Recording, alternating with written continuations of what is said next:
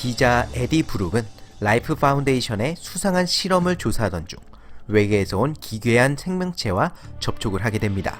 자신의 몸에 기생하는 심비오트 때문에 강력한 힘과 능력을 가지게 된 에디는 자신을 노리는 위험에 쫓기게 됩니다. 베놈은 영화 제작 소식이 들려왔을 때부터 많은 사람들이 불안해하고 심지어 싫어하기까지 한 작품입니다. 왜냐하면 원작에서 이 캐릭터의 역사에 매우 중요한 스파이더맨이 등장하지 않는 영화이기 때문이죠. 또 솔직히 MCU에서 베놈을 사용하지 못할 것이라는 생각에 더욱 사람들이 미워했는지도 모릅니다. 그리고 마침내 베놈이 개봉을 했습니다. 결론부터 말씀드리자면 우선 영화의 퀄리티가 좋다고는 말하지 못하겠습니다. 그러나 영화를 보는 동안 억누를 수 없는 즐거움을 느꼈습니다. 작품성은 나쁘지만 오락성은 좋았다고 할까요? 제가 느낀 감상은 이 영화는 샘 레이미 감독의 이블 데드와 히어로 영화 고스트 라이더가 제대로 합쳐진 버전이었다는 것입니다. 이블 데드의 기괴한 연출과 센스가 고스트 라이더로 대표되는 2000년대 초반 히어로 영화들의 요소와 절묘하게 만난 것 같았습니다. 우선 짚고 넘어가야 할 점은 이 영화는 정말 제대로 굴러가지 않는 요소들이 굉장히 많다는 것입니다. 특히 스토리가 너무 평범하고 진부하였습니다. 뛰어난 조종사가 아닌 오토파일럿이 몇십 번이고 테스트해본 코스를 재미없게 헤쳐나가는 것 같았습니다. 지난 10년간 히어로 장르는 스토리텔링에 있어서 엄청난 발전을 해왔습니다. 그리고 현재 우리는 로건이나 블랙팬서처럼 진지하고 성숙한 테마와 데드풀이나 스파이더맨 홈커밍처럼 재미있고 창의적인 이야기에 익숙해져 있습니다.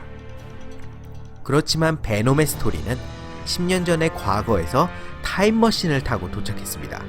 2000년대 초의 히어로 영화는 엑스맨이나 스파이더맨 같은 명작들도 있었지만 데어데블, 캣우먼, 고스트라이더 등의 범작들도 난무하였습니다. 그 시간대에 딱 어울리는 플롯이었다고 생각됩니다. 하지만 플롯만큼 중요한 것이 바로 연출이죠. 그리고 이 부분이 제가 베놈에서 가장 아쉽다고 느낀 점입니다. 미쳐 날뛰는 크레이지한 스타일, 진지하고 어두운 스타일, 유머스럽고 친근한 스타일 등등 여러 부분에 이 영화는 애매하게 발을 걸치고 있었습니다. 차라리 한 곳에 올인하는 것이 더 나았을 것 같습니다. 특히 원작 속 베놈의 이미지를 생각해 봅시다. 혼돈스럽고 기괴하고 삐뚤어진 정의감과 세디스틱한 유머를 지니고 있는 캐릭터입니다. 태생부터가 스파이더맨처럼 대중들에게 친근한 어필을 할 수 없고 배트맨처럼 어둡고 진지한 고찰을 하기 힘든 캐릭터다 이 말입니다.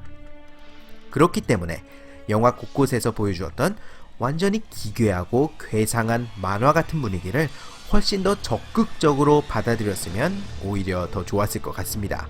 영화가 후반부로 갈수록 그런 분위기가 강해져서 마음에 들었지만 그래서 오히려 초반부가 굉장히 아쉬웠습니다. 하지만 영화 중반에 주인공 에디가 심비오트인 베놈과 결합을 한 순간부터 이 영화의 진짜 재미가 시작됩니다. 왜냐하면 이 영화의 최고의 장점이 바로 에디와 베놈의 케미스트리이기 때문이죠. 이 둘의 괴상한 관계와 에디와 베놈이 주고받는 대사와 행동은 그야말로 환상적입니다. 에디가 무슨 행동을 하면 그것에 베놈이 반응하면서 내뱉는 조롱과 짜증, 그리고 에디가 몸속에 베놈 때문에 하는 기괴한 행동들을 90분 동안 질리지 않고 계속 볼 수 있었을 것 같습니다. 그렇기 때문에 이 영화의 MVP는 당연히 에디와 베놈을 모두 연기한 톰 하디일 것입니다. 특히 베놈 때문에 불안하면서도 정신이 나간 듯한 모습을 200% 혼신을 다해 연기한 느낌이었죠. 어찌 보면 캐리비안 해적의 잭 스페로우가 생각나기도 한 대목입니다. 이번 영화의 또 다른 장점은 바로 액션 장면입니다. 액션의 시작과 함께 베놈이 제대로 모습을 보이기 시작한다고 해도 과언이 아닌데요. 그렇기 때문에 엄청난 속도로 달리는 오토바이를 타는 에디와 그 와중에 다양한 유티를 자랑하는 능력을 선보이는 베놈의 추격전이 이 영화가 저에게 있어서 확실하게 즐거워지는 터닝 포인트였습니다. 그리고 베놈이 그 위대한 모습을 온전히 드러낼 때는 엄청난 만족감을 느꼈습니다. 스파이더맨 3의 시시한 베놈은 잊어버리세요. 이 영화는 제가 원하던 베놈의 모든 모습을 보여주었습니다. 괴물 같은 비주얼과 압도적인 힘, 그리고 뒤틀린 유머 센스까지 말이죠. 게다가 15세 등급이 허락할 수 있는 한계까지 치고 나간 듯한 액션 덕분에 R등급이 아닌 점이 의외로 아쉽지가 않았습니다. 거기에 플러스로 루트비히 괴란손의 음악과 매튜 리바티크의 촬영, 그리고 스파이로 라자토스의 스턴트가 돋보였습니다. 이들이 누구냐?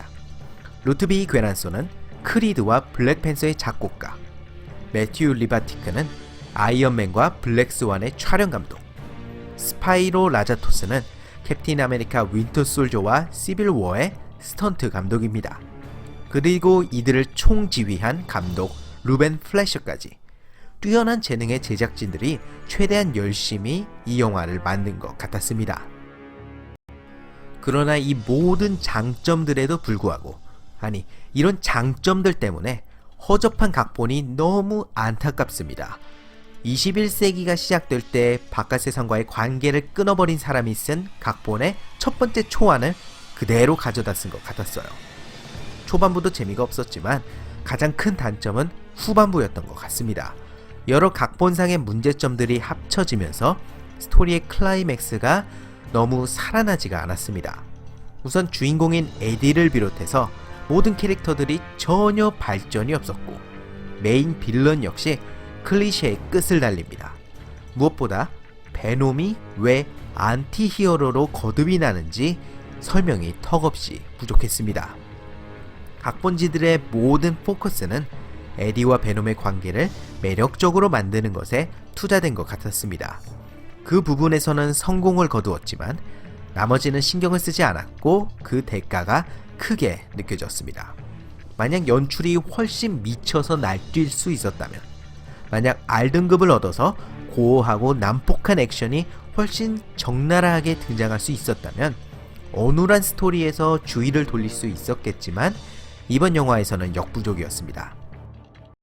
하지만 허술한 각본이 안고 있는 이런 많은 단점들에도 불구하고 영화의 장점들, 즉 에디와 베놈의 관계와 끝내주는 액션, 그리고 종종 보여주는 크레이지한 스타일이 저의 마음에 너무나도 쏙 들었습니다.